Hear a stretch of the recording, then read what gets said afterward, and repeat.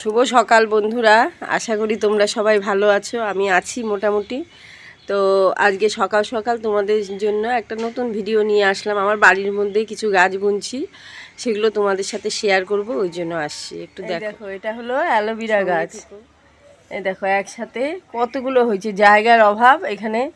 এই বালতির মধ্যে আর জায়গা নেই, কিন্তু গাছ দেখো কত হয়ে গেছে। এখান থেকে একটা গাছ নিয়ে আবার এখানে লাগানো হয়েছে। এখানে বন্ধুরা এই যে আবার নিয়ে এই যে শেকড়গুলো সব লাগিয়ে দিয়েছি। দেখো উপরের পাতাগুলো খেয়ে শেকড়গুলো লাগিয়ে দিয়েছি। এই যে সব ভাঙা বালতি, এখানে এখানে কয়েকটা পাট গাছও বোনা হয়েছে, আমার মা দিয়েছিল বিচি, এগুলো বুনছি।